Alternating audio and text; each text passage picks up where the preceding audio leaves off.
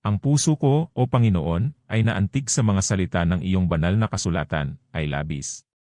Abala, sa gitna nitong kahirapan ng aking buhay. At sa makatuwid kadalasan, ay ang kahirapan ng pangunawa ng tao sagana sa salita, dahil nagtatanong. Ay may higit na sasabihin, kaysa pagtuklas, at ang hinihingi ay mas mahaba kaysa pagkuha, at ang ating kamay na kumakatok, ay may higit na gawaing gagawin, kaysa sa atin. Kamay na tumatanggap. Pinanghahawakan natin ang pangako, sino ang magpapawalang bisa nito? Kung ang Diyos maging para sa atin, sino ang maaaring laban sa atin? Humingi kayo, at kayo'y magkakaroon, humanap, at kayo mahahanap, kumatok, at ito ay bubuksan sa inyo. Para sa bawat isa na humihingi, tumatanggap, at ang naghahanap, ay nakatagpo, at sa kanya na kumakatok. Mabubuksan ba? Ito ay maging iyong sariling mga pangako, at kung sino ang nangangailangan ng takot. Malinlang, kapag ang katotohanan ay nangako. Ang kababaan ng aking dila ay nagpapahayag sa iyong kamahalan na ikaw ginawa ang langit at lupa, itong langit na aking nakikita, at itong lupa na aking nakikita. Tapakan, saan nanggagaling ang lupang ito na aking dinadala sa paligid ko, ginawa mo ito. Ngunit nasaan ang langit ng mga langit, O Panginoon, na aming naririnig sa mga salita ng awit? Ang langit ng mga langit ay sa Panginoon, ngunit ang lupa ibinigay ba niya sa mga anak ng tao? Nasaan ang langit na nakikita natin? Hindi, kung saan ang lahat ng ito na nakikita natin ay lupa. Para sa buong katawang ito, hindi. Palibhasa ay ganap sa lahat ng dako, ay sa ganoong katalinuhan ay tumanggap ng bahagi nito. Kagandahan sa ibabang bahaging ito, kung saan ang pinakamababa ay itong ating lupa, ngunit sa na ang langit ng mga langit, sa makatuwid bagay ang langit ng ating lupa, ay lupa lamang, oo.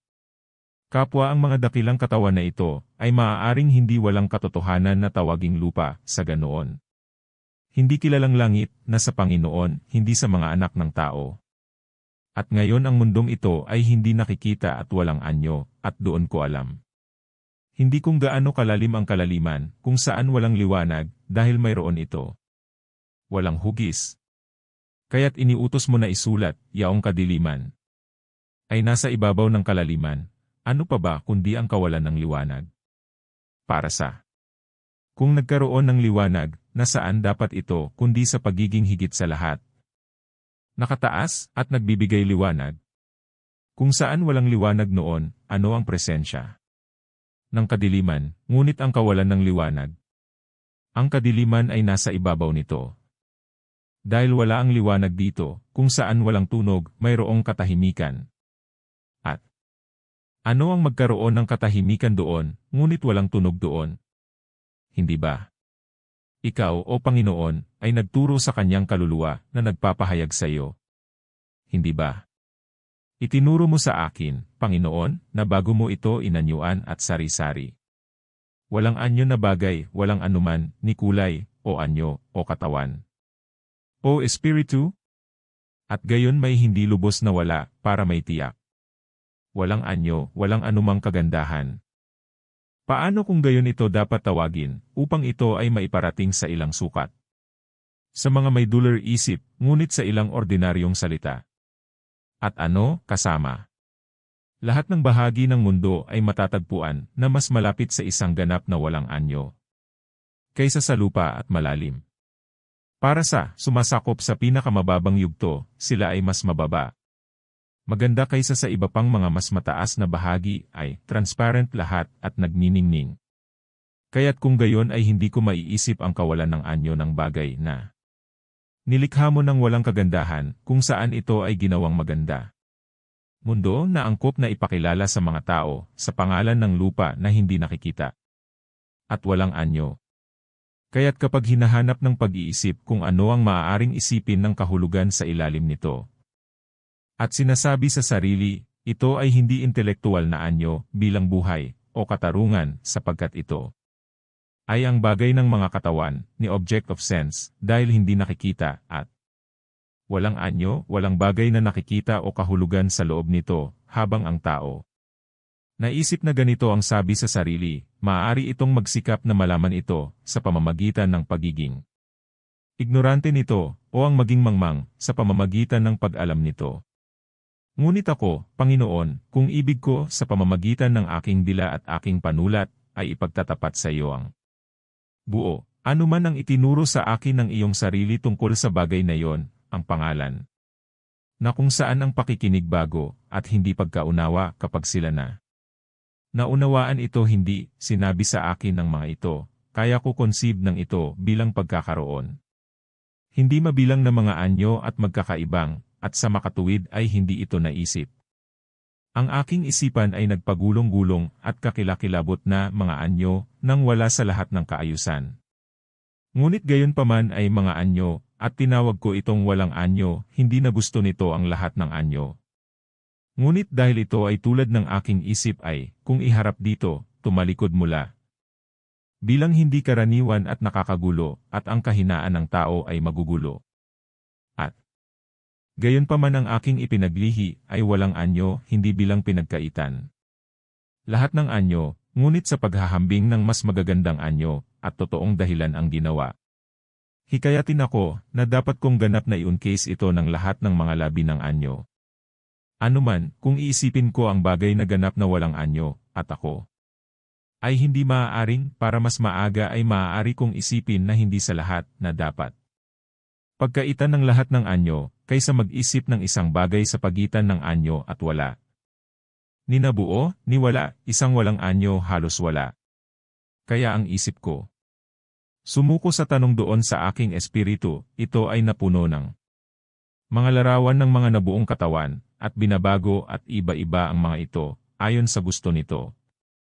At ako baluktot ang aking sarili sa katawan ang kanilang mga sarili, at tumingin mas malalim sa ang kanilang pagbabago kung saan sila, ay tumigil sa kung ano sila noon. At magsimulang maging kung ano sila noon, at ang parehong paglilipat mula sa anyo hanggang form. Pinaghihinalaan kong dumaan sa isang tiyak na walang anyo na estado, hindi sa pamamagitan ng wala lang, gayon may ito'y aking hinangad na malaman, hindi upang maghinala lamang, kung gayon ang aking tinig at panulat ay ipagtatapat sa iyo ang kabuuan, anuman ang buhol. Binuksan mo para sa akin sa tanong na ito, kung ano ang haharapin ng mambabasa. Kunin ang kabuuan. Ni ang puso ko sa lahat ng ito ay hindi titigil sa pagbibigay sa iyo karangalan at awit ng papuri sa mga bagay na hindi niya kayang gawin. Ipahayag. Para sa pagbabago ng mga bagay na nababago ay mismong may kakayahang lahat ng mga anyong iyon, kung saan ang mga bagay na ito ay nagbabago. At ang pagbabagong ito, ano ito? Kaluluwa ba ito? Katawan ba ito? Iyon ba ang bumubuo ng kaluluwa o katawan? Maaaring sabihin ng isang bagay na wala, isang ay hindi, sasabihin ko, ito ay ito. At gayon pa man sa ilang paraan ay ito kahit noon, bilang pagiging may kakayahang tumanggap ng mga nakikita at tambalang figure na ito. Ngunit saan ito nagkaroon ng ganitong antas ng pagiging, ngunit mula sa iyo, kung kanino nagmula? Lahat ng bagay hanggang ngayon. Ngunit mas malayo sa iyo, gaya ng ang hindi katulad sa iyo, sapagkat ito ay hindi kalayuan ng lugar. Ikaw kung gayon, Panginoon, sino? Hindi isa sa isang lugar, at kung hindi man sa iba, ngunit ang sarili. At ang sarili, banal, banal, banal, Panginoong Diyos. Makapangyarihan sa lahat, ginawa sa pasimula, na sa iyo, sa iyong karunungan. Na ipinanganak ng iyong sariling sangkap, lumikha ng isang bagay, at iyon nang wala. Sapagkat nilikha mo ang langit at lupa, hindi mula sa iyong sarili, dahil kaya sana sila ay naging kapantay ng iyong bugtong na anak, at sa gayon. Sa iyo din, samantalang walang paraan na tama na ang anuman ay dapat nakatumbas. Ikaw, na hindi sa iyo. At wala nang iba maliban sa iyo. Kung saan maaari mo silang likhain, O Diyos, One Trinity, at Trine. Pagkakaisa, at sa makatuwid mula sa wala, ay nilikha mo ang langit at lupa. Isang malaking bagay, at isang maliit na bagay, sapagkat ikaw ay makapangyarihan at mabuti sa Gawin mong mabuti ang lahat ng bagay, maging ang dakilang langit, at ang maliit na lupa. Ikaw. Noon, at wala nang iba pa, na mula sa kung saan iyong nilikha ang langit at lupa, mga bagay ng dalawang uri, ang isa ay malapit sa iyo, ang isa ay malapit sa wala. Isa na kung saan ikaw lamang ang dapat na nakahihigit, ang isa kung saan walang dapat mas mababa. Ngunit ang langit ng langit ay para sa iyong sarili, o Panginoon, ngunit ang lupa na iyong ibinigay sa mga anak ng tao, upang makita at madama, ay hindi tulad namin. Ngayon nakikita at nararamdaman. Sapagkat ito ay hindi nakikita, walang anyo, at mayroong malalim, kung saan walang liwanag, o ang kadiliman ay nasa ibabaw ng kalaliman. Ibig sabihin, higit pa sa malalim. Dahil itong malalim na tubig, na nakikita na ngayon, ay may kahit sa kanyang kailaliman, isang liwanag na angkop para sa kalikasan nito, mahahalata sa kahit anong antas sa mga isda, at mga gumagapang na bagay sa ilalim nito. Ngunit ang buong malalim na iyon ay halos wala, dahil hanggang ngayon ito ay ganap na walang anyo, gayon mayroon ng maaaring mangyari. Nabuo.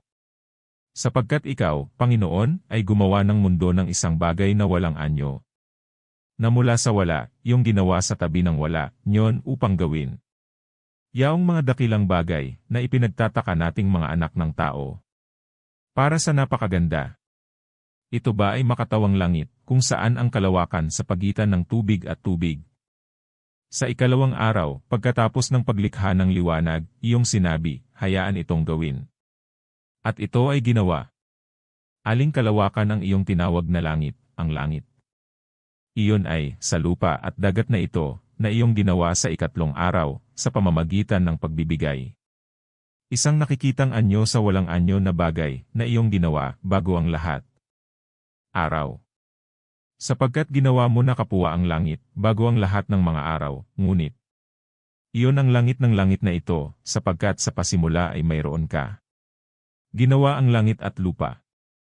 Ngunit ang parehong lupa na iyong ginawa ay walang anyo na bagay, sapagkat ito ay hindi nakikita at walang anyo, at kadiliman ay nasa kalaliman, kung saan hindi nakikita ang lupa, at walang anyo, kung saan kawalan ng anyo, na halos wala, maaari mong gawin ang lahat ng ito. Mga bagay kung saan binubuo ang nababagong mundong ito, ngunit hindi nabubuhay, kaninong lilitaw doon ang napakapabago-bago, na ang mga oras ay maaaring obserbahan at may bilang sa loob nito. Para sa mga oras ay ginawa sa pamamagitan ng mga pagbabago ng mga bagay, habang ang mga numero, ang bagay kung saan ay ang invisible earth na nabanggit, ay iba-iba at lumingon. At sa makatuwid ang Espiritu, ang guro ng iyong lingkod, kapag ito ay nagsasalaysay. Ikaw na magkaroon sa pasimula, ay nilikha ang langit at lupa, ay hindi nagsasalita ng mga oras, wala ng mga araw. Sapagkat tunay na ang langit ng mga langit na iyong nilikhas sa simula, ay ilang intelektual na nilalang na, bagaman walang mga paraan na walang hanggan sa iyo, ang Trinidad, ngunit nakikibahagi sa iyong kawalang hanggan. At ginagawa sa pamamagitan ng tamis ng pinakamasayang pagmumuni-muni ng iyong sarili, mahigpit na pigilan ang sarili nitong pagbabago, at walang anumang pagkahulog. Mula sa unang paglikha nito, na lumalapit sa iyo, ay inilagay sa kabila ng lahat. Lumiligid na pagbabago ng mga panahon. Oo, hindi rin ito napakawalang anyo ng lupa, hindi nakikita, at walang anyo na binibilang sa mga araw.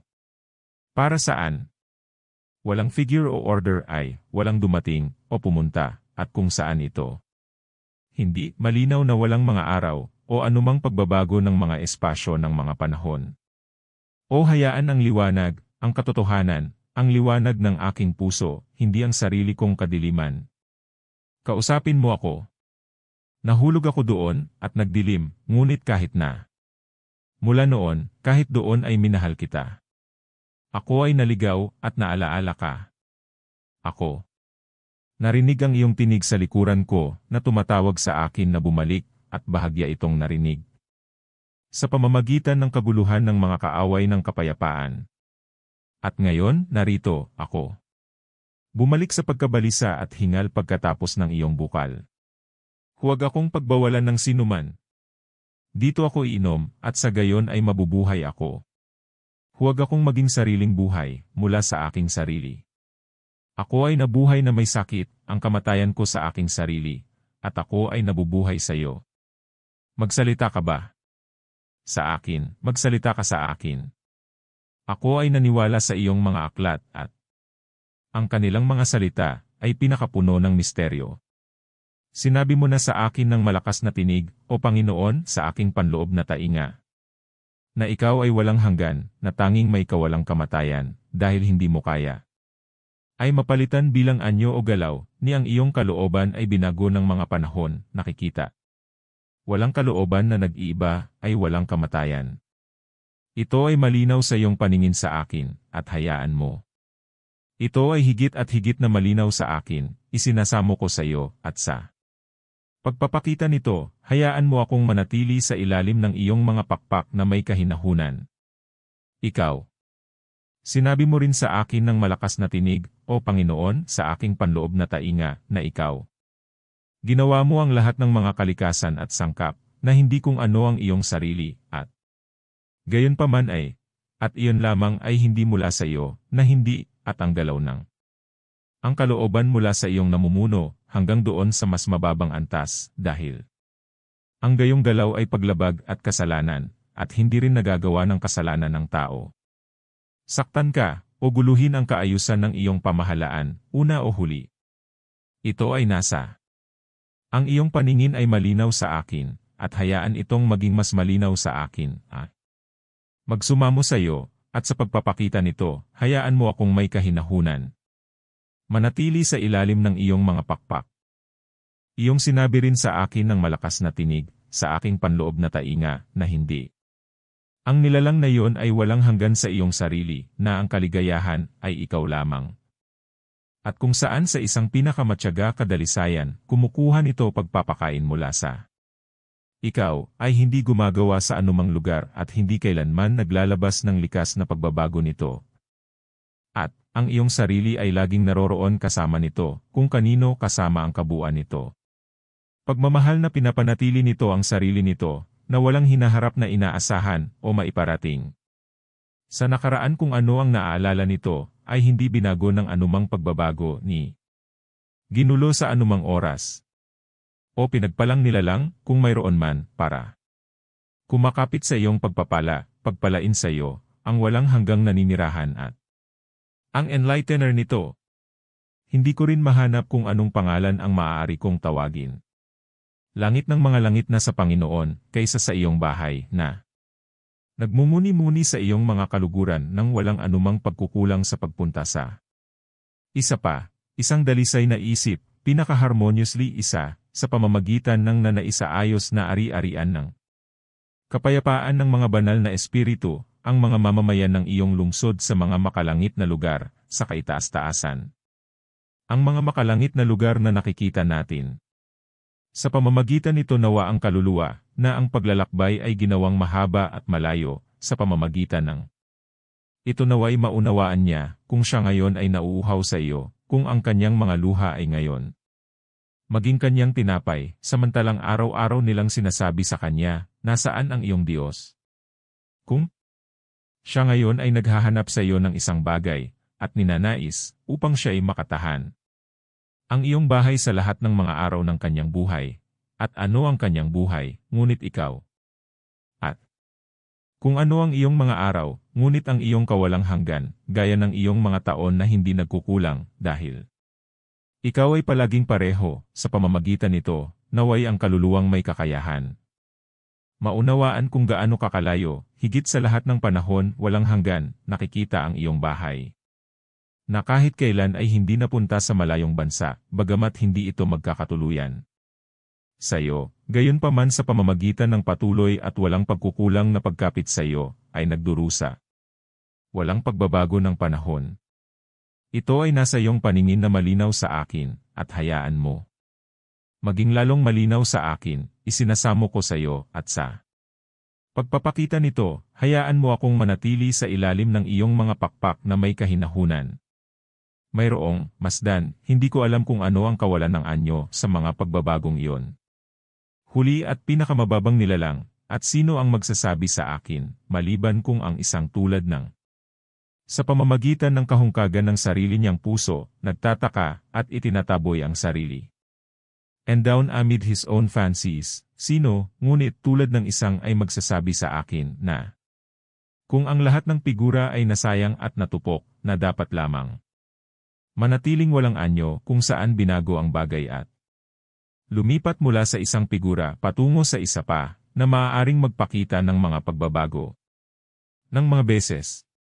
Para sa malinaw na ito ay hindi maaaring dahil nang walang iba't ibang mga galaw, walang mga oras, at walang pagkakaiba-iba kung saan walang figura. Ang mga bagay na ito ay isaalang-alang kung gaano karami ang iyong ibinibigay, o aking Diyos, hanggat iyong pinukaw ako upang kumatok, at kung gaano mo ako binubuksan. Kumakatok, dalawang bagay ang nakita kong iyong ginawa, hindi sa loob ng kumpas ng panahon, ni alinman sa mga ito ay walang hanggan sa iyo. Isa, na lubos na nabuo. Na walang anumang pagtigil ng pagmumuni-muni, nang walang anumang pagitan ng pagbabago, bagamat nababago, ngunit hindi nagbabago, maaari itong lubusang magsaya. Ang iyong kawalang hanggan at hindi nababago, ang isa pa ay walang anyo. Na hindi iyon, na maaaring baguhin mula sa isang anyo, patungo sa isa pa. Maging ng galaw, o ng pahinga, upang maging sakop ng panahon. Pero ito ay hindi mo iniwan na walang anyo, sapagkat bago ang lahat ng mga araw, ikaw ay nasa. Ang simula ay lumikha ng langit at lupa, ang dalawang bagay na sinabi ko. Ngunit ang lupa ay hindi nakikita at walang anyo, at ang kadiliman ay nasa ibabaw. Ang lalim. Sa aling mga salita, ang kawalan ng anyo ay ipinarating sa atin na ang gayong mga kapasidad ay maaaring iguguhit sa pamamagitan ng mga antas na hindi magagawa. Isipin ang isang lubos na kawalan ng lahat ng anyo, nang hindi pa nauuwi sa wala. Mula sa kung saan ang isa pang langit ay maaaring malikha, kasama ng isang nakikita. At maayos na lupa, at ang tubig ay sari-saring kaayusan, at ano paman. Karagdagang ay sa pagbuo ng mundo, na itala na naging hindi. Walang araw, nilikha, at na, bilang isang likas na katangian ng sunod-sunod na pagbabago ng mga panahon ay maaaring maganap sa kanila bilang napapailalim sa mga itinalagang pagbabago ng mga galaw at mga anyo. Ito nga ang aking naiisip, o aking Diyos, kapag naririnig ko ang iyong kasulatan. Na sinasabi, sa pasimula ay ginawa ng Diyos ang langit at ang lupa ay naging hindi nakikita at walang anyo, at ang kadiliman ay nasa kalaliman, at hindi binabanggit kung anong araw mo sila nilikha, ito ang iniisip ko, iyon. Dahil sa langit ng mga langit, ang intelektual na langit na alam ng mga katalinuhan ang lahat ng sabay-sabay, hindi bahagi, hindi madilim, hindi sa pamamagitan ng salamin, ngunit sa kabuuan, sa pagpapakita, ng harapan, hindi, ang bagay na ito ngayon. At ang bagay na yon anon, ngunit, tulad ng sinabi ko, alam ng sabay-sabay, nang walang anumang sunod-sunod na beses, at dahil sa lupang di nakikita at wala form, nang walang anumang sunod-sunod na beses, na kung saan ay nagpapakita ng ito. Bagay ngayon, ang bagay na yon anon, dahil kung saan walang anyo, walang pagkakaiba ng mga bagay, ito ay, kung gayon, dahil sa dalawang ito, isang primitive na buo, at isang primitive na walang anyo, ang isa, langit ngunit ang langit ng langit, ang kabilang lupa, ngunit ang lupa ay hindi nakikita at walang anyo, kasi sa dalawang ito ay aking ipinaglilihi, sinabi ba ng iyong kasulatan ng walang binanggit? Araw, sa pasimula ay nilikha ng Diyos ang langit at lupa. Para kaagad sumakop sa kung anong lupa ang tinutukoy nito, at gayon din, sana ang kalawakan ay naitala na nilikha sa ikalawang araw, at tinatawag na langit, ito ay naghahatid sa atin na ang langit ay kanyang sinabi noon, nang hindi binanggit ang mga araw. Kamanghamanghang lalim ng iyong mga salita, na ang ibabaw, narito, nasa harapan natin. Nag-aanyaya sa maliliit na bata, gayon may ang mga ito ay isang kamanghamanghang lalim. O Diyos ko, kahangahangang lalim. Ito ay kakilakilabot na tingnan doon, isang kakilakilabot na karangalan, at isang panginginig ng pag-ibig. Ang mga kaaway niya ay labis kong kinapuputan, o ikaw. Papatayin mo sila ng iyong tabak na may 2 talim, upang sila ay hindi na maging mga kaaway ko, sapagkat gayon ko ibig na sila'y patayin sa kanilang sarili. Upang sila ay mabuhay sa iyo. Ngunit masdan ang iba ay hindi mga fault finder, ngunit mga pumupuri sa aklat ng Genesis, ang Espiritu ng Diyos, sabi nila, sino sa pamamagitan ng ang kanyang lingkod na si Moses ay sumulat ng mga bagay na ito, ay hindi nais ang mga salitang iyon. Naunawaan, hindi niya sana ito maintindihan, gaya ng sinasabi mo, ngunit kung hindi, gaya ng sinasabi namin, na kung kanino yung sarili, o ikaw na lahat, bilang hukom. Ganito ba ang sagot ko? Papatunayan mo ba na ito ay hindi totoo, na sa malakas na boses ay sinasabi sa akin ng katotohanan? Sa aking panloob na tainga, tungkol sa kawalang hanggan ng lumikha na kanyang. Ang sangkap ay walang mga paraan na binago ng panahon, ni ang kanyang kalooban ay humiwalay sa kanya. Sangkap.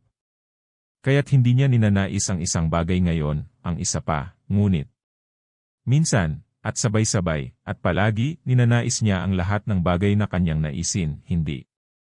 Muli at muli, o ngayon ito, ngayon na, ni Willeth pagkatapos, ano.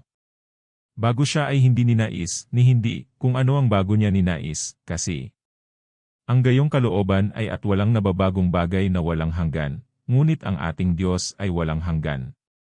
Muli, kung ano ang sinasabi niya sa akin sa aking panloob na tainga, ang pag-asa sa mga bagay. Dumating ay nagiging paningin, kapag sila ay dumating, at ang parehong paningin ay nagiging alaala, kapag lumipas na sila. Ngayon ang lahat ng pag-iisip na sa gayon ay nag-iba ay nababago, at walang hanggan, ngunit ang ating Diyos ay walang hanggan. Ang mga bagay na ito ay aking hinuhusgahan, at pinagsama-sama, at nasumpungan na ang aking Diyos, ang walang hanggang Diyos, ay wala sa kanino man. Bagong kalooban ang gumawa ng anumang nilalang, ni ang kanyang kaalaman ay umamin ng anumang bagay. Lumilipas. Ano nga ang sasabihin nyo, o kayong mga sumasalungat? Ito ba ang mga bagay? Hindi totoo. Hindi, sabi nila, ano kung gayon? Mali ba na ang bawat kalikasan na nabuo, o bagay na may kakayahang anyo, ay hindi, ngunit mula sa kanya na siya. Napakabuti, dahil siya ay kataas-taasan. Hindi rin natin ito itinatanggi. Sabi nila, ano kung gayon? Tinatanggihan mo ba ito, na mayroong isang tiyak na kahanga-hanga? Nilalang, na may napakalinis na pag-ibig na kumakapit sa totoo at tunay na walang hanggan. Diyos na bagamat hindi kasabay sa Kanya, hindi ito nahiwalay. Siya, ni-dissolved sa iba't ibang at pagbabago ng panahon, ngunit reposeth sa pinakatunay na pagmumuni-muni sa Kanya lamang. Dahil ikaw, O Diyos, sa Kanya na umiibig sa iyo gaya ng iniuutos mo, ay ipakita mo iyong sarili, at sapat na sa Kanya, at sa makatuwid ay hindi siya tumanggi sa iyo o sa Kanyang sarili.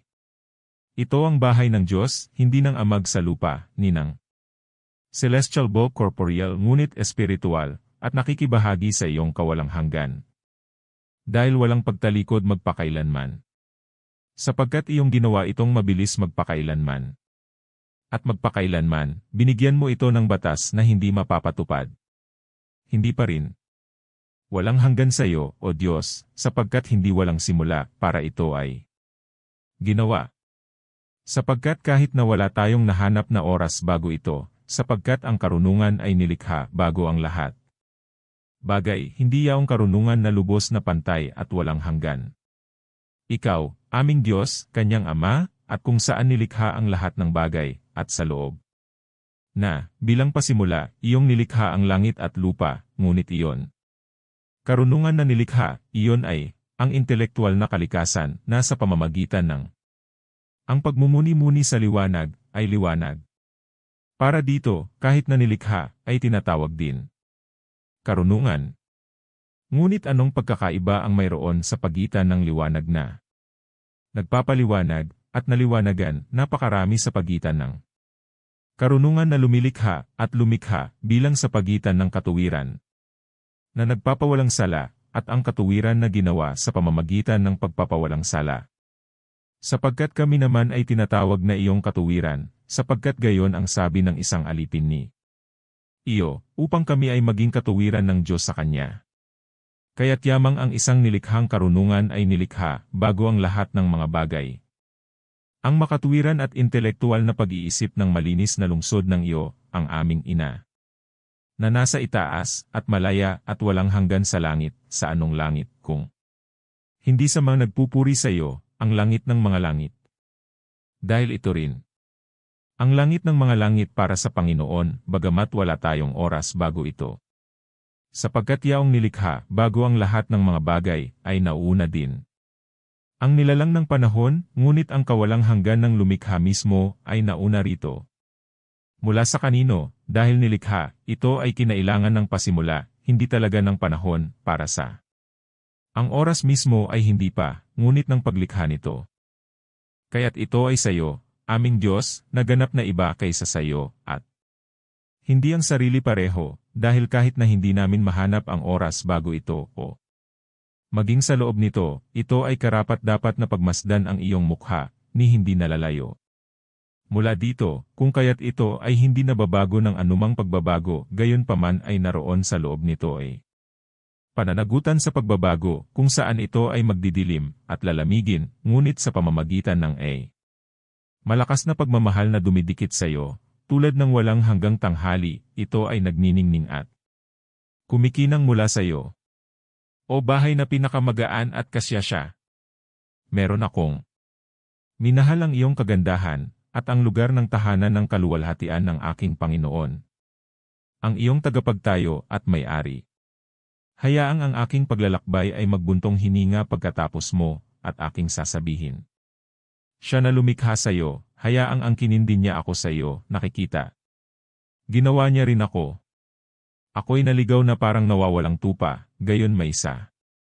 Ang mga balikat ng aking pastol, ang iyong tagapagtayo, umaasa na ako ay ibabalik. Ikaw.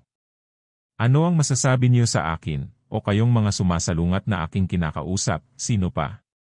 Naniniwalang si Moises ay naging banal na lingkod ng Diyos, at ang kanyang mga aklat ay ang mga orakulo ng Espiritu Santo. Hindi ba ang bahay na ito ng Diyos, hindi tunay na walang hanggan? Kasama ng Diyos, gayon may ayon sa sukat nito, walang hanggan sa langit, kapag hinahanap mo. Pagbabago ng mga panahon sa walang kabuluhan, dahil hindi mo mahanap ang mga ito. Para doon sa na kung saan ito ay palaging mabuti upang dumikit ng mabilis sa Diyos, daig ang lahat ng extension, at lahat ng umiikot na mga yugto ng panahon. Ito ay, sabi nila, ano pagkatapos ng lahat ng iyon? Na malakas na binibigkas ng aking puso sa aking Diyos, nang marinig sa loob. Tinig ng kanyang papuri, anong bahagi nito ang pinatutunayan mong hindi totoo? Ganun ba?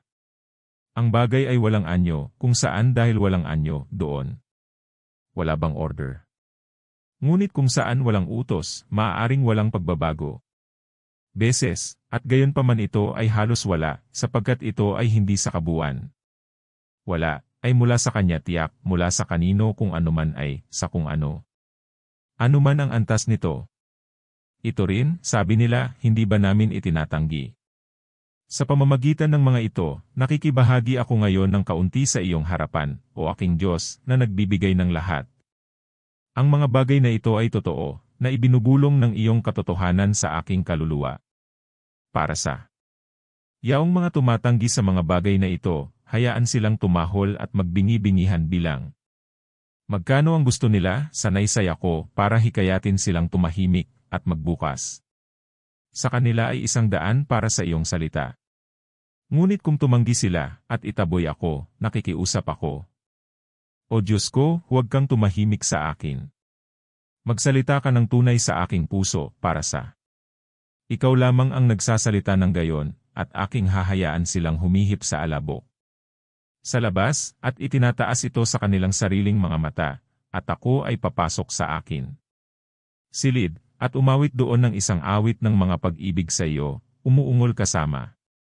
Mga daing na hindi masabi sa aking paglalakbay at pag-alala sa Jerusalem. May pusong nagmataas dito, Jerusalem aking bansa, Jerusalem aking ina, at ang iyong sarili na namamahala dito, ang tagapagliwanag, ama.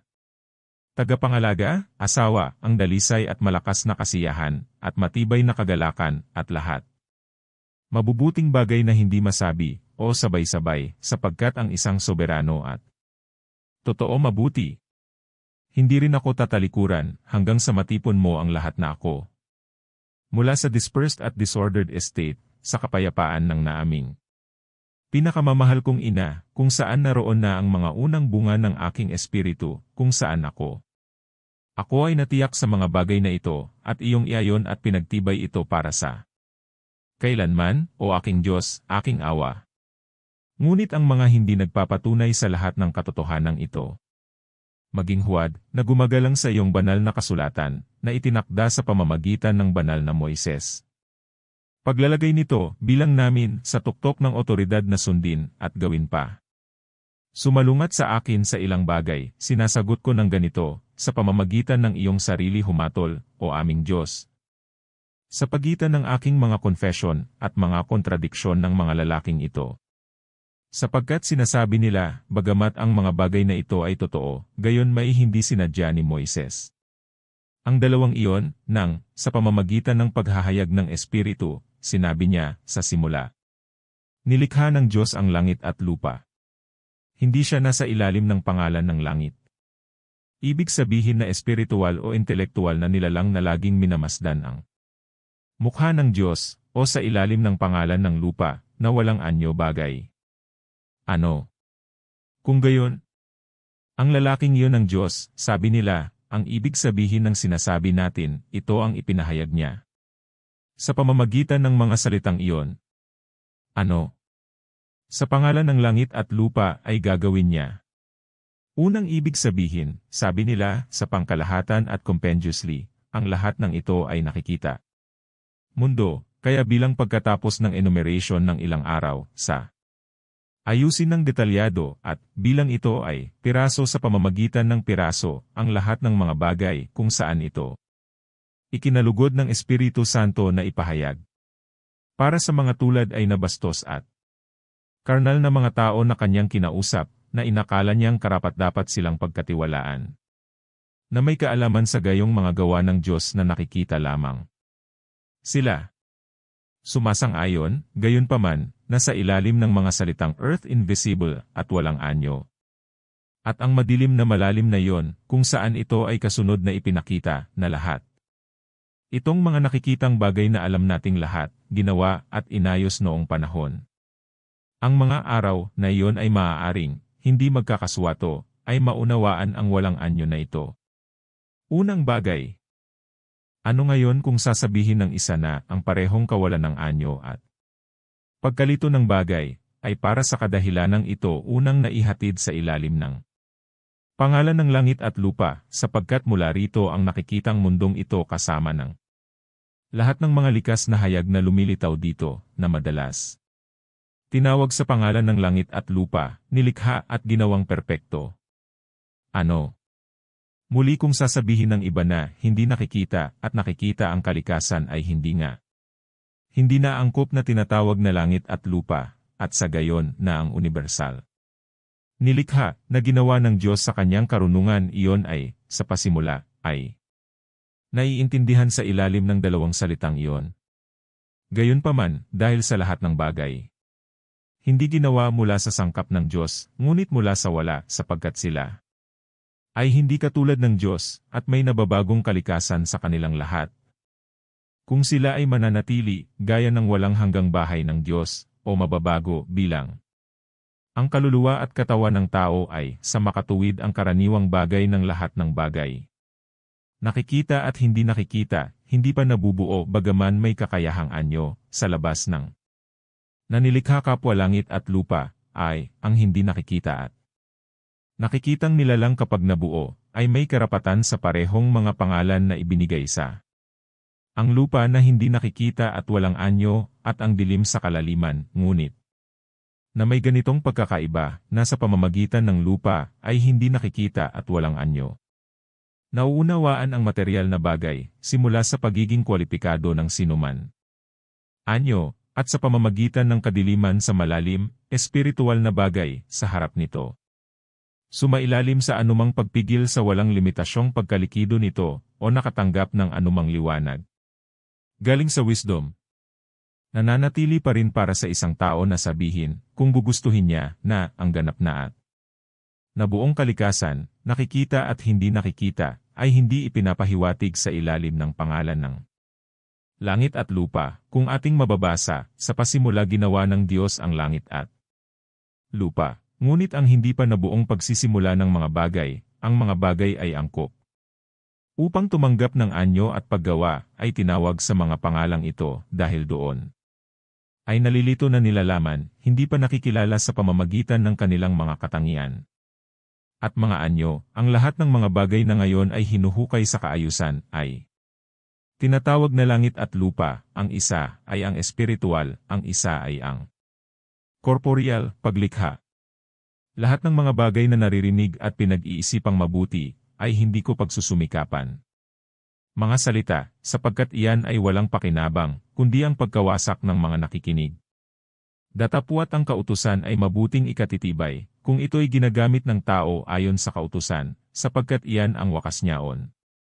Ay pag-ibig sa kapwa mula sa isang dalisay na puso at mabuting budhi, at pananampalatayang hindi pa kunwari. At alam na alam ng ating guro kung saan ang dalawang utos niya. Ibinitin ang lahat ng kautusan at ang mga propeta. At ano ang nakapipinsala sa akin, o King Diyos, ikaw na liwanag ng aking mga mata sa lihim, na masigasig na ipinapahayag ang mga bagay na ito. Dahil ang iba't ibang mga bagay ay maaaring maunawaan sa ilalim ng mga salitang ito na hanggang ngayon. Lahat ng totoo, sinasabi ko, ito ba ay nakapipinsala sa akin, kung iba ang iniisip ko kaysa sa tingin ng isa ay naisip ng manunulat. Lahat kaming mga mambabasa ay talagang nagsisikap na masubaybayan at upang maunawaan ang kanyang kahulugan na ating binabasa, at nakikita tayong naniniwala sa kanya na magsalita ng totoo, hindi namin pinangarap na isipin na may sinabi siya na alam natin o iniisip nating hindi totoo. Habang ang bawat lalaki nagsisikap pagkatapos na maunawaan sa banal na kasulatan, katulad ng sa naunawaan ng manunulat, ano ang masakit, kung naiintindihan ng isang tao kung ano ang ikaw, ang liwanag ng lahat ng mga isipan na nagsasalita ng totoo, ipakita mo sa kanya na totoo, bagamat siya na kanyang binabasa, ay hindi nakaunawa nito, yamang naunawaan din niya ang isang katotohanan. Bagaman hindi ito katotohanan. Sapagkat totoo, o Panginoon, na iyong ginawa ang langit at lupa, at ito ay totoo. Din na ang pasimula ay iyong karunungan, na kung saan iyong nilikha ang lahat, at totoo muli, na ang nakikitang mundong ito ay may malaking bahagi sa langit at ang lupa, na sa madaling sabi ay binubuo ng lahat ng nilikha at nilikhang kalikasan. At totoo din na kung anuman ang nababago, ay nagbibigay sa atin na maunawaan ang isang tiyak na pangangailangan. Anyo, kung saan ito ay tumatanggap ng isang anyo, o binago, o binaling. Ito ay totoo. Na hindi napapailalim sa anumang panahon na kumakapit sa hindi nagbabago. Ang anyo na parang napapailalim sa pagbabago hindi kailanman mababago. Totoo ba na walang anyo na halos wala, ay hindi maaaring sumailalim sa pagbabago ng panahon? Ito ay totoo na kung saan ang isang bagay ay ginawa, ay maaaring sa pamamagitan ng ilang paraan ng pananalita na tinatawag sa pangalan ng bagay na ginawa nito. Kung saan ang kawalan ng anyo, kung saan ginawa ang langit at lupa, ang kapangyarihan. Matatawag na langit at lupa. Totoo, na sa mga bagay na may anyo, mayroon.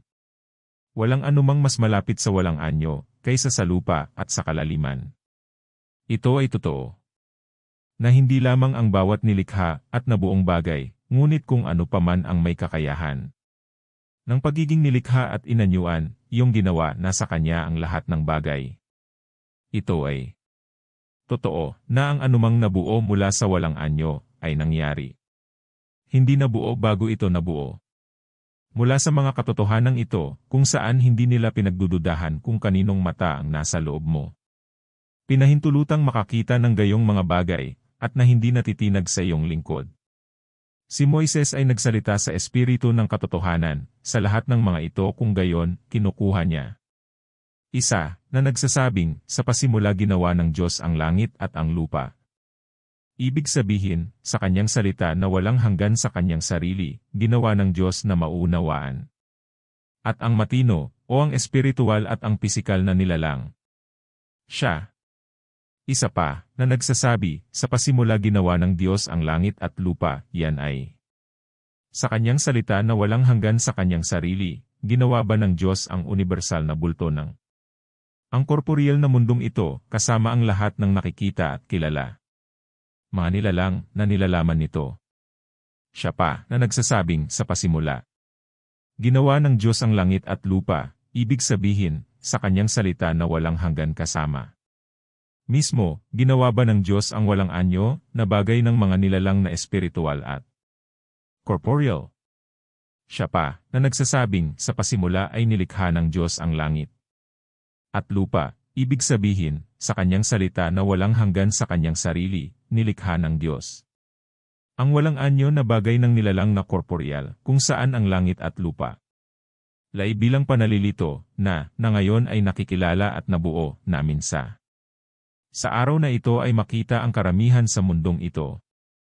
Isa pa niya na nagsabi sa simula ay ginawa ng Diyos ang langit at lupa, ibig sabihin, sa simula pa lang ng lumilikha at gumagawa, ginawa ba ng Diyos ang walang anyo, na bagay na yon na nalilito? Naglalaman sa sarili nitong langit at lupa, mula sa kung saan, nabuo. Namumukod tangi na ba sila ngayon, at maliwanag, kasama ang lahat ng nasa kanila? At tungkol sa pag-unawa sa mga sumusunod na salita, sa lahat. Ang mga katotohanan iyon, pumili siya ng isa para sa kanyang sarili, na nagsasabing, ngunit ang lupa noon hindi nakikita, at walang anyo, at ang kadiliman ay nasa kailaliman, yan ay. Ang makatawang bagay na ginawa ng Diyos, ay isa pang walang anyo na bagay. Mga bagay sa katawan, walang kaayusan, walang liwanag. Isa pa ang nagsabi. Ang lupa ay hindi nakikita at walang anyo, at ang kadiliman ay nasa ibabaw. Malalim, ibig sabihin, lahat ito, na tinatawag na langit at lupa, ay walang anyo at madilim na bagay, kung saan ang langit at ang corporeal earth ay dapat gawin, kasama ang lahat ng bagay sa kanila, na kung saan ay kilala sa ating mga pandama sa katawan. Isa pa ang nagsabi, ang lupa noon hindi nakikita at walang anyo, at ang kadiliman ay nasa kailaliman, yan ay. Ang lahat ng ito, na tinatawag na langit at lupa, ay isang walang anyo at madilim na bagay, mula sa kung saan ay ginawa, parehong naiintindihan. Langit, kung saan ay tinatawag na langit ng mga langit, at ang lupa, iyon ay ang buong kalikasan ng katawan, kung saan ang pangalan ay binubuo nito. Katawang langit din, sa isang salita, kung saan ang bawat nakikita at hindi nakikita nilalang ay dapat likhain. Ang isa pang nagsabi, ang lupa ay hindi nakikita at walang anyo, at ang kadiliman ay nasa kailaliman, ang kasulatan ang ginawa. Huwag tawagin ang walang anyo na iyon sa pangalan ng langit at lupa, ngunit iyon kawalang anyo, sabi niya, noon na tinawag niyang di nakikitang lupa. Walang anyo, at kadiliman sa kalaliman, na sinabi niya noon na ginawa ng Diyos ang langit at lupa, ibig sabihin, ang espiritual at katawang nilalang. Ang isa pang nagsabi, ang lupa ay hindi nakikita at walang anyo, at ang kadiliman ay nasa kalaliman, ibig sabihin, nandyan na. Ay isang tiyak na bagay na walang anyo, kung saan sinabi ng kasulatan noon na ginawa ng Diyos ang langit at lupa, ibig sabihin, ang buong corporeal bulk ng mundo, nahahati sa dalawang malaking bahagi, itaas at ibaba, kasama ang lahat ng pangkaraniwan at kilalang mga nilalang sa kanila.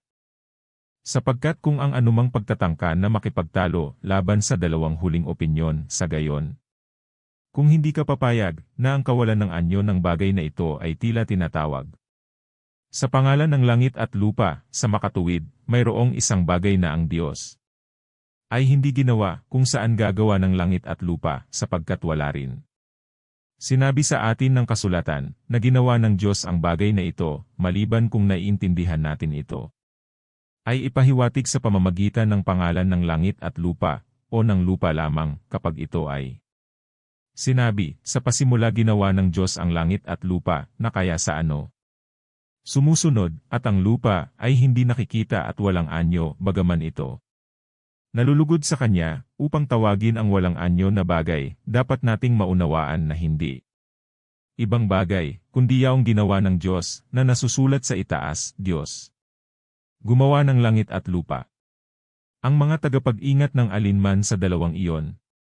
Ang mga opinyon ay, sa sandaling marinig ito, babalik para sa sagot, hindi namin ito itinatanggi. Walang anyo na bagay na talagang nilikha ng Diyos, ang Diyos na siyang lahat. Bagay, napakahusay, para sa bilang namin affirm na upang maging isang mas mahusay na mabuti na kung saan ay nilikha at nabuo, kaya aminin natin na ito ay isang hindi gaanong kabutihan na ginawa. May kakayahang lumikha at anyo, ngunit mabuti pa rin. Gayunpaman, sinasabi namin yon. Hindi itinakda ng kasulatan na ginawa ng Diyos ang kawalang anyong ito, gaya rin ito. Ay hindi marami pang iba, gaya ng mga kerubin, at ng mga serafim, at ng mga yaon. Malinaw na binabanggit ng apostol ang trono, dominion, principality. Mga kapangyarihan. Lahat ng ginawa ng Diyos ay mas maliwanag. O kung saan ay sinabi, siya ang gumawa ng langit at lupa. Lahat ng bagay ay mauunawaan kung ano ang mangyayari. Sinasabi natin ang tungkol sa tubig, kung saan ang Espiritu ng Diyos ay gumalaw. Para kung maging sila. Binubuo sa salitang ito ng lupa, paano kung gayon ang walang anyo na bagay ay sinadya? Ang pangalan ng lupa, kapag nakita natin ang tubig na napakaganda. O kung gayon. Kinuha, bakit nga ba isinulat na mula sa parehong kawalan ng anyo ang ginawa ang kalawakan, at tinawag na langit, at na ang tubig ay ginawa? Hindi nakasulat. Sapagkat ang tubig ay nananatiling hindi walang anyo, at hindi nakikita. Nakikita namin ang mga ito na dumadaloy sa napakagandang paraan. Ngunit kung natanggap nila ang kagandahang iyon, nang sabihin ng Diyos, maging ang tubig sa ilalim ng kalawakan. Sama-sama, na kung gayon ang pagtitipon ay maging mismo ang pagkakabuo ng sila, ano ang sasabihin tungkol sa mga tubig sa itaas ng kalawakan? Nakikita. Ni kung walang anyo ay magiging karapat-dapat sila sa napakarangal na upuan. Ni ito ay nakasulat sa pamamagitan ng kung anong salita sila ay nabuo. Kung ganoon ay tahimik si Genesis.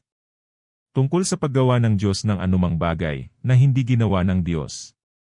Ang mabuting pananampalataya o ang matibay na pag-unawa ay nagdududa ni hindi na muling mag-aalinlangan. Anumang matino na turo ay nangangahas na patunayan ang mga tubig na ito na walang hanggan sa Diyos. Sa lupa na nakita natin na binanggit sila sa kawit ng Genesis. Ngunit nang sila ay likhain, hindi natin nasumpungan. Bakit? Nakikita ang katotohanan na nagtuturo. Sa atin, hindi ba natin dapat maunawaan ang walang anyo na bagay na yon na ang kasulatang ito? Tinatawag ang lupa na hindi nakikita at walang anyo, at madilim na malalim, upang magkaroon. Ay nilikha ng Diyos mula sa wala, at sa makatuwid ay hindi upang maging walang hanggan. Siya, sa kabila ng kasaysayang ito, ay inalis na ipakita kung kailan ito nangyari. Nilikha? Ang mga bagay na ito ay naririnig at nahahalata, ayon sa kahinaan ng aking kakayahan, na aking ipinagtatapat sa iyo, o Panginoon, na nakakaalam nito. 2. Ang mga uri ng hindi pagkakasundo na nakikita ko ay maaaring lumitaw kapag ang isang bagay ay may kaugnayan sa mga salita ng mga totoong reporter. 1. Tungkol sa katotohanan ng mga bagay, ang 1. Hinggil sa kahulugan ng kaugnay. Para kami ay nagtatanong ng isang paraan tungkol sa paggawa ng nilalang, kung ano ang totoo, ibang paraan, kung ano si Moses, iyon. Mahusay na ministro ng iyong pananampalataya, ay nais ang kanyang mambabasa at tagapakinig. Maintindihan ng mga salitang iyon. Para sa unang uri, malayo sa lahat ng mga taong. Isipin ang kanilang sarili na malaman bilang isang katotohanan kung ano ang hindi totoo at para dito sa iba. Malayo din sa kanila ang lahat na nag-iisip na si Moses ay nagsulat ng mga bagay na iyon. Maging huwad. Ngunit hayaan mo akong maging kaisa sa iyo, o Panginoon, kasama ng mga iyon at kasiyahan. Aking sarili sa iyo, kasama nila na kumakain ng iyong katotohanan sa kalakhan ng pag-ibig sa kapwa-tao at sama-sama tayong lumapit sa mga salita ng iyong aklat at hanapin sa kanila ang iyong kahulugan sa pamamagitan ng kahulugan ng iyong lingkod sa pamamagitan ng na ang panulat ay iyong ipinagkaloob sa kanila. Ngunit sino sa atin ang dapat, sa napakaraming katotohanan, na mangyayari? Mga nagtatanong sa mga salitang iyon dahil iba ang pagkakaintindi sa kanila, kaya tuklasin. Ang ibig sabihin ng isang iyon bilang pagtibayin, ang naisip ni Moises na ito, at ito ang gagawin niya. Naunawaan sa kasaysayang iyon na may parehong kumpiyansa gaya ng gagawin niya. Ito ay totoo kung naisip ni Moses ito o iyon. Sapagkat masdan, o aking Diyos, ako na iyong lingkod, na sa aklat na ito ay nanumpa ng isang sakripisyo ng pagtatapat sa iyo, at manalangin na sa iyong awa ay mabayaran ko ang aking mga panata sa iyo. Maaari ko bang na may parehong pagtitiwala na aking pinagtitibay na sa iyo? Hindi na babagong mundo nilikha mo ang lahat ng bagay na nakikita at hindi nakikita.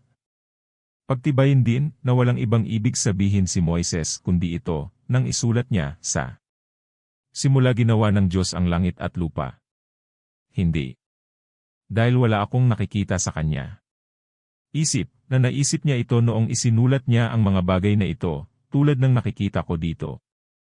Ang iyong katotohanan ay tiyak. Sapagkat maaaring iniisip niya ang sa Diyos. Pagsisimula ng paglikha, nang sinabi niyang sa simula, at sa pamamagitan ng langit at lupa, sa lugar na ito ay maaaring hindi niya nilayon na mahubog at maging perpekto. Kalikasan maging spiritual man o corporeal, ngunit pareho silang inchoate at bilang. Wala pang anyo. Sapagkat aking nahahalata na alinman sa dalawa ang sinabi, iyon. Maaaring tunay na sinabi, pero alin sa dalawa ang naisip niya sa mga ito? Mga salita, hindi ko masyadong naiintindihan. Bagaman, ito man ay alinman sa mga ito, o anumang kahulugan sa tabi na hindi ko nabanggit dito na ito ay napakahusay. Nakita ng tao sa kanyang isipan, kapag binigkas niya ang mga salitang ito, hindi ako nagdududa kundi yon. Nakita niya ito ng totoo, at ipinahayag ito ng wasto. Huwag hayaang guluhin ako ng sinuman kung gayon, sa pagsasabing, hindi inisip ni Moises ang iyong sinasabi, kundi gaya ng sinasabi ko, sapagkat kung tatanungin niya ako, paano mo nalaman na iyon ang inisip ni Moises? Na hinuhusgahan mo sa kanyang mga salita. Dapat kong tanggapin ito sa mabuting bahagi at ay sasagot marahil tulad ng mayroon ako sa itaas o isang bagay na mas malaki kung hindi siya sumusuko. Ngunit nang sabihin niya, hindi sinadya ni Moises ang iyong sinasabi. Ngunit kung ano ang sinasabi ko, ngunit hindi itinatanggi na kung ano ang sinasabi ng bawat isa sa atin, ay maaaring pareho. Totoo, o Diyos ko, buhay ng dukha, na sa kanyang dibdib ay walang kontradiksyon. Ibuhos mo ang isang lumalambot na hamog sa aking puso, upang aking matyagang tiisin. Tulad ng mga nagsasabi nito sa akin, hindi dahil mayroon silang banal na espiritu, at mayroon nakikita sa puso ng iyong lingkod kung ano ang kanilang sinasalita, ngunit dahil sila nga mapagmataas, hindi alam ang opinyon ni Moises, ngunit minamahal ang kanilang sarili, hindi dahil dito ay katotohanan, ngunit dahil ito ay sa kanila. Kung hindi ay parehas silang magmamahal. Isa pang tunay na opinyon, dahil mahal ko ang sinasabi nila, kapag sinabi nilang totoo, hindi. Dahil ito ay kanila, ngunit dahil ito ay totoo, at sa mismong lupang iyon ay hindi. Sa kanila, dahil ito ay totoo. Ngunit kung mahal nga nila ito, sapagkat ito ay totoo. Kung magkagayoy kapwa kanila, at akin, bilang pagkakatulad sa lahat ng mga mahilig sa katotohanan. Ngunit kung saan pinagtatalunan nila na hindi ibig sabihin ni Moises ang aking sinasabi, ngunit ano? Sinasabi nila, ito'y hindi ko ibig, huwag mong ibigin, sapagkat bagaman gayon, gayon may ang kanila. Ang padalos-dalos ay hindi sa kaalaman, ngunit sa labis na katapangan, at hindi ng pananaw. Ngunit vanity ang magulang nito. At sa makatuwid, O Panginoon, ang iyong mga paghatol. Kakilakilabot, nakikita ang iyong katotohanan ay hindi sa akin, ni sa kanya, ni sa iba, ngunit napag-aari naming lahat na iyong tinatawag sa publiko upang makibahagi dito, nagbabala. Sa amin katakot-takot, hindi upang account ito ng pribado sa ating sarili, baka siya deprived ng ito. Para sa sinumang humahamon na bilang narapat sa kanyang sarili, na ikaw. Propoundest sa lahat upang tamasahin, at nais na ang kanyang sarili na pag-aari.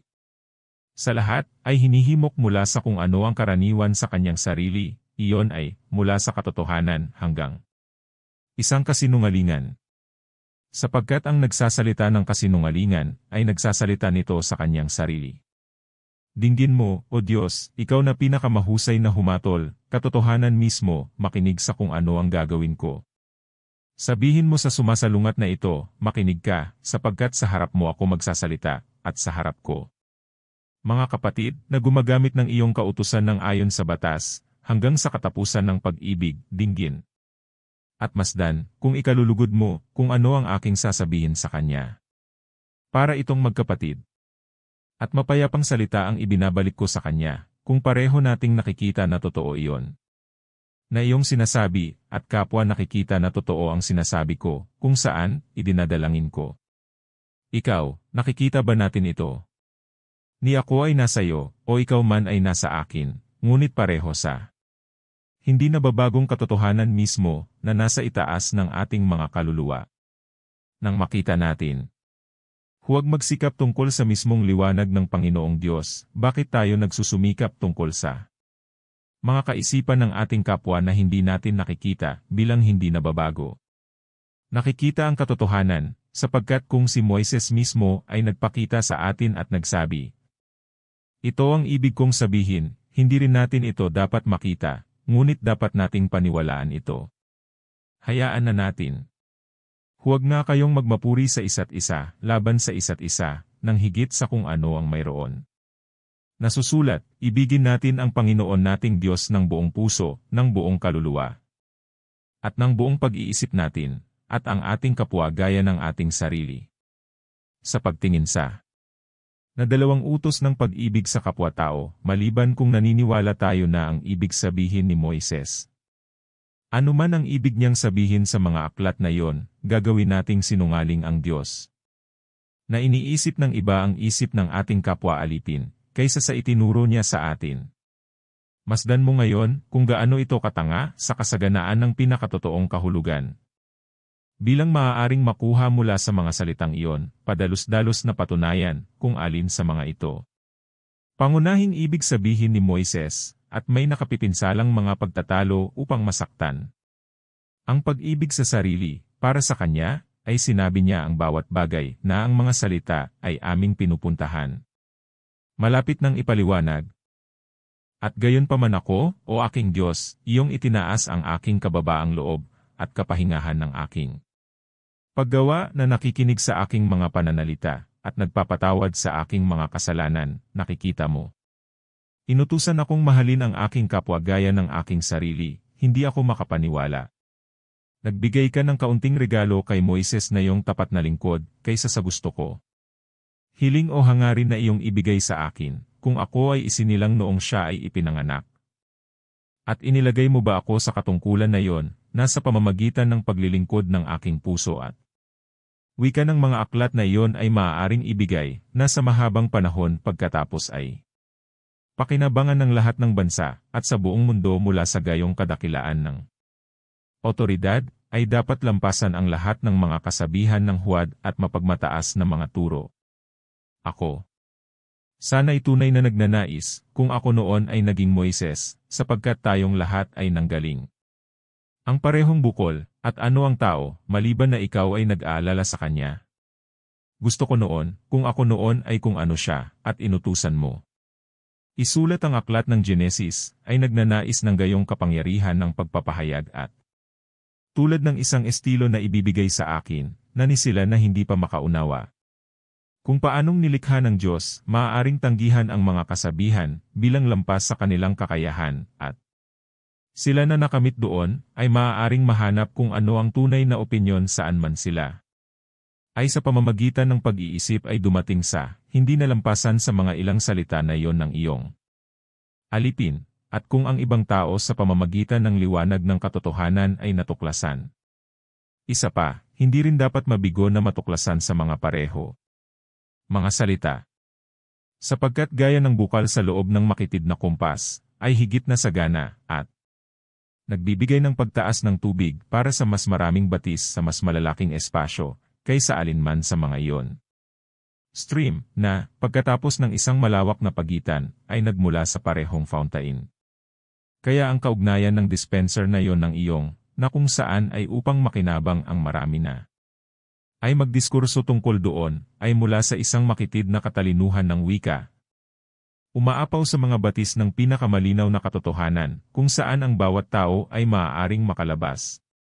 Para sa kanyang sarili ang katotohanang kaya niya sa mga paksang ito, isang katotohanan. Isa pa, sa pamamagitan ng mas malalaking circumlocutions ng diskurso. Para sa ilang, kapag nabasa nila o narinig ang mga salitang ito, naiisip na ang Diyos ay tulad ng isang tao o ilang masa-endued na may walang limitasyong kapangyarihan sa pamamagitan ng ilang mga bago at biglaang resolution, ginawa, panlabas sa kanyang sarili, na ito ay sa isang tiyak na distansya, lumikha. Langit at lupa, dalawang malalaking katawan sa itaas at sa ibaba, kung saan ang lahat ng mga bagay ay dapat na nilalaman. At nang kanilang marinig, ay sinabi ng Diyos, gawin ito, at ito ay ginawa, naiisip nila ang mga salitang nagsimula at natapos na tumutunog sa oras. At pumanaw, pagkatapos kung kaninong pag-alis na naganap na ay iniutos na gawin ito, at anuman ang katulad na uri, panlalaki. Iminumungkahi ng kakilala sa material na mundo. Sa kanino, pagiging pa maliliit at makalaman, samantalang ang kanilang kahinaan ay dahil sa ganitong hamak na uri ng pananalita na isinasagawa, tulad ng sa dibdib ng isang ina, ang kanilang pananampalataya ay mabuti. Itinayo, kung saan sila ay nananalig, na ginawa ng Diyos ang lahat ng kalikasan, na sa kahangahangang sari-saring tinitingnan ng kanilang mata sa paligid. Aling mga salita, kung mayroon man. Ang paghamak, bilang napakasimple, na may mapagmataas na kahinaan, ay mag-uunat sa sarili. Lampas sa pugad ng tagapag-alaga, siya, sayang, babagsak ng malungkot. Maawa ka, o Panginoon. Diyos, baka ang mga nagsisilakad sa daan ay yurakan ang ibong walang laman, at ipadala ang iyong anghel upang palitan ito sa pugad, upang ito ay mabuhay hanggang sa lumipad. Ngunit ang iba, kung kanino ang mga salitang ito ay hindi na isang pugad, ngunit malalim na malilim.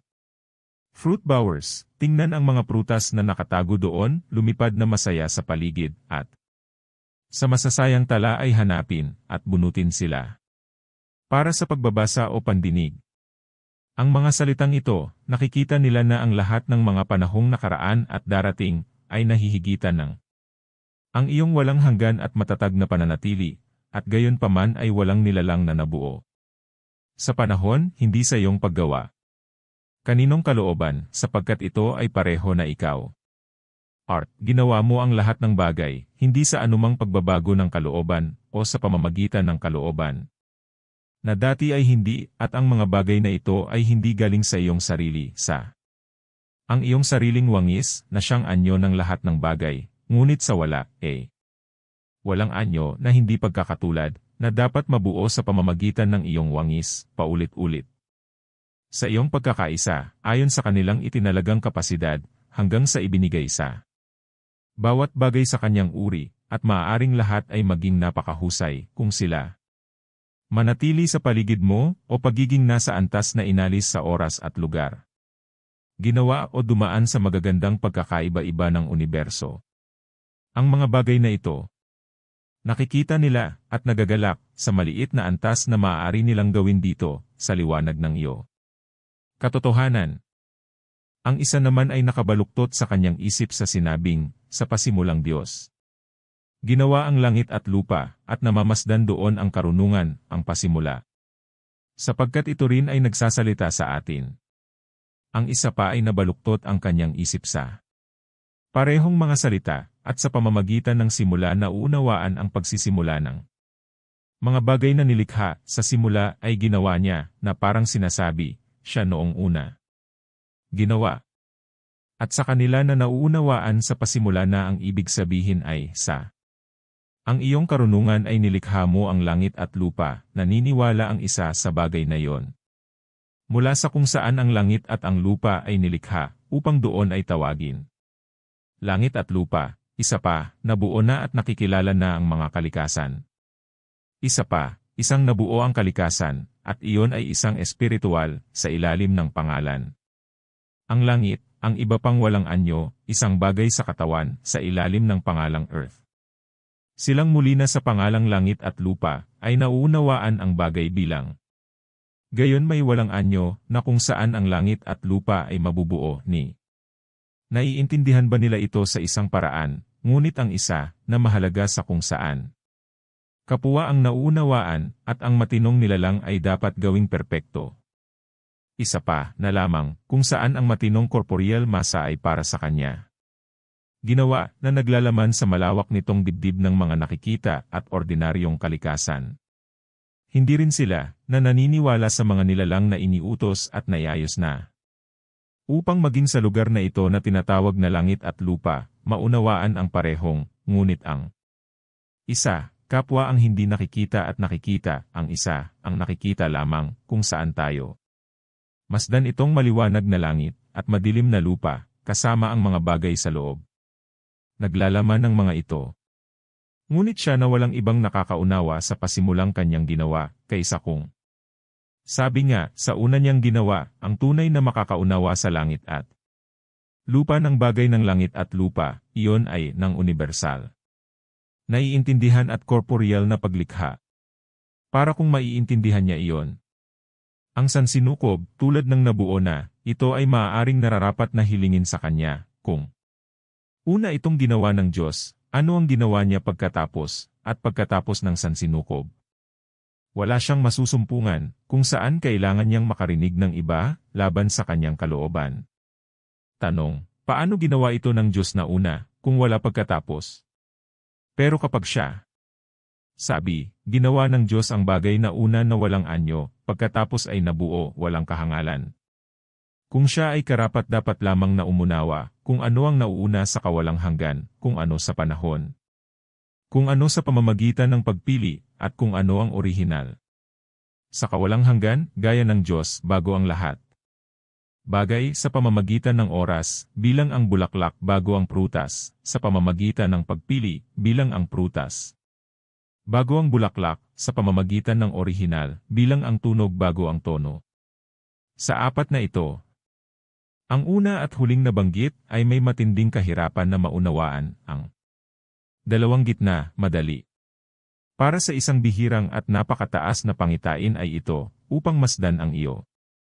Walang hanggan, o Panginoon, walang pagbabagong ginagawa ang mga bagay na nababago, at sa gayong paraan. Sa harap nila.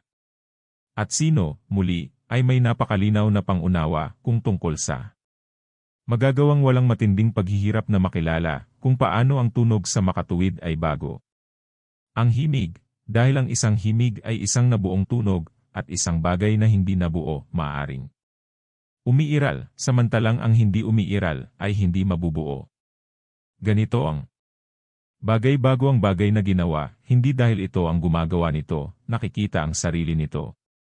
Sa halip ginawa, ni ito ay bago sa pamamagitan ng pagitan ng oras, para hindi muna tayo pumasok.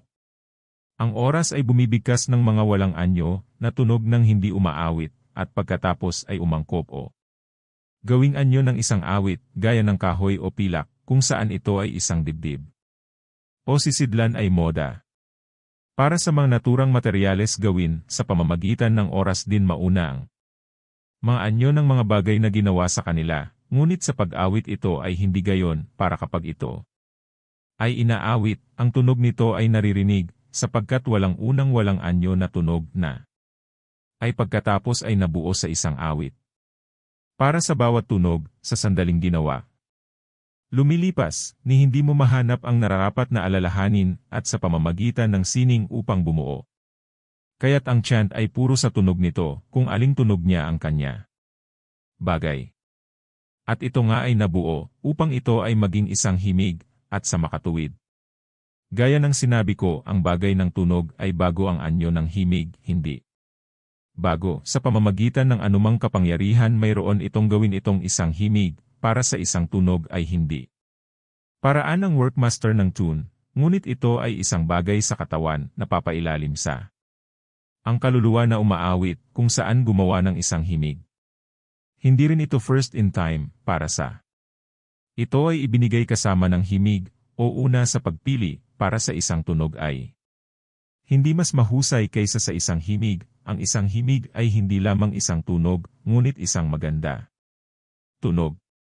Ngunit ito ay una sa orihinal, dahil ang isang tune ay tumatanggap ng hindi anyo sa maging isang tunog, ngunit ang isang tunog ay tumatanggap ng isang anyo upang maging isang himig. Sa pamamagitan nito, halimbawa, hayaan siyang may kakayahang maunawaan kung paano ang bagay ng mga bagay ay unang ginawa at tinawag na langit at lupa, sapagkat ang langit at lupa ay naging ginawa mula dito. Ngunit hindi ito ginawa sa unang pagkakataon, dahil ang mga anyo ng ang mga bagay ay nagbibigay ng panahon, ngunit iyon ay walang anyo, ngunit ngayon, sa tamang panahon.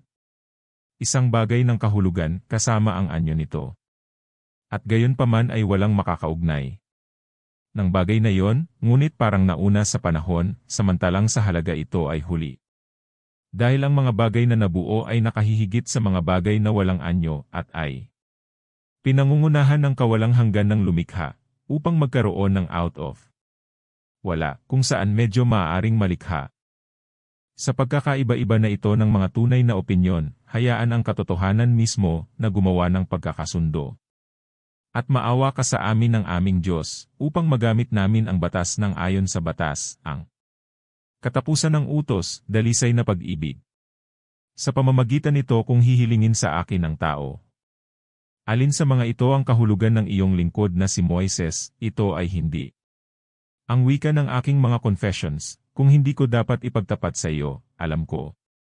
Hindi, ngunit alam ko na ang mga pandama ay totoo, ang mga makalaman. Maliban, kung saan sinabi ko kung ano ang tila kinakailangan. At kahit na ang mga umaasang maliliit na nag-iisip ay may ganitong benepisyo na ang mga salita ng hindi sila tinatakot ng iyong aklat, na naghahatid ng matataas na bagay ng mahina at kakaunti. Mga salitang may saganang kahulugan. At tayong lahat na, inaamin ko, nakakakita at nagpapahayag ng katotohanang ibinigay sa mga salitang iyon, ibigin natin ang isa't isa, at sama-samang magmahalan. Ikaw aming Diyos, ang bukal ng katotohanan, kung kami ay nauuhaw dito, at hindi para dito. Walang kabuluhan o parangalan natin itong inyong lingkod, ang tagapagbigay nito. Banal na kasulatan, puno ng iyong espiritu, bilang naniniwala na, kapag sa pamamagitan ng iyong paghahayag siya. Isinulat niya ang mga bagay na ito, sinadya niya iyon, na higit sa lahat ay higit sa kanila. Kapwa para sa liwanag ng katotohanan, at bunga ng pakinabang. Kaya kapag sinabi ng isa, ang ibig sabihin ni Moises ay gaya ko, at isa pa, hindi. Ngunit bilang ako gawin, sa palagay ko ay nagsasalita ako ng mas magalang, bakit hindi sa halip bilang pareho kung pareho ay totoo? At kung mayroong pangatlo o pang-apat o kung may ibang nakakakita. Anumang iba pang katotohanan sa mga salitang iyon, bakit hindi niya mapaniwala ang nakita niya? Ang lahat ng mga ito, nasa pamamagitan niya ay pinagtibay ng isang Diyos ang banal na kasulatan. Sa pandaman ng marami, sino ang dapat makakita doon ng mga bagay na totoo, ngunit iba't iba? Para sa ako ay tiyak, at walang takot na sinasabi ko ito mula sa aking puso na ako ay dapat mag-init. Anumang bagay na magkaroon ng pinakamataas na otoridad, mas gusto kong isulat iyon. Anumang katotohanan ang maaaring maunawaan ng sinuman sa mga bagay na iyon, maaaring siya ipinadala sa aking mga salita, sa halip na itakda ng malinaw ang aking sariling kahulugan. Bilang upang ibukod ang natitira, na kung saan ay hindi huwad, ay hindi maaaring makasakit sa akin. Gagawin ko. Huwag kong gayon, O Diyos ko, maging padalos-dalos, na hindi ka naniniwala na ikaw. Vouchsafes bilang magkano sa dakilang tao. Siya nang walang pag-aalinlangan kapag siya. Isinulat ang mga salitang iyon, napagtanto at naisip kung anong katotohanan ang mayroon tayo. Nakahanap, o at anuman ang hindi pa namin nahanap, ni hindi pa. Ngunit maaaring matagpuan sa kanila. Panghuli, O Panginoon, na Diyos at hindi laman at dugo, kung ang tao ay nakakita ng mas kaunti. May maikukubli ba sa iyong mabuting espiritu na mangunguna sa akin? Sa lupain ng katuwiran, na iyong sarili sa pamamagitan ng mga salitang iyon ay naging. Malapit nang ihayag sa mga mambabasa sa mga darating na panahon, kahit na sa pamamagitan niya. Ang mga ito ay sinasalita, marahil kasama ng maraming tunay na kahulugan na iniisip sa ilan. Isa? Na kung magkagayon, ang kanyang inisip ay maging sa lahat ng pinakamataas. Ngunit sa amin, O Panginoon, gawin mo, ipahayag mo man yon, o anumang iba pang totoo. Na iyong kinalulugdan na gayon, kung matuklasan mo man ito sa amin. Na ang iyong lingkod, o ang iba sa pagkakataon ng mga salitang iyon, gayon paman. Maaari mo kaming pakainin, hindi malilinlang kami. Masdan, O Panginoon kong Diyos, paano? Marami kaming naisulat sa ilang mga salita, gaano ako nakikiusap sa iyo? Anong lakas namin o sa anong edad ang sapat para sa lahat ng iyong mga aklat? Ganitong paraan? Pahintulutan mo ako sa mga ito ng mas maikli na magtapat sa iyo. At pumili ng isang totoo, tiyak, at mabuting pakiramdam na iyong gagawin. Magbigay ng inspirasyon sa akin, bagaman maraming dapat mangyari, kung saan maraming maaaring mangyari ito. Palibhasa ay batas ang aking pagtatapat, na kung sasabihin ko ang iyong ministro. Nilayon, iyon ay tama at pinakamahusay, sapagkat ito ay dapat kong pagsikapan na kung ako. Hindi dapat makamit, gayon may sasabihin ko iyon, na ninais ng iyong katotohanan sa pamamagitan niya. Mga salitang sasabihin sa akin, na nagpahayag din sa kanya, kung ano ang ibig nito.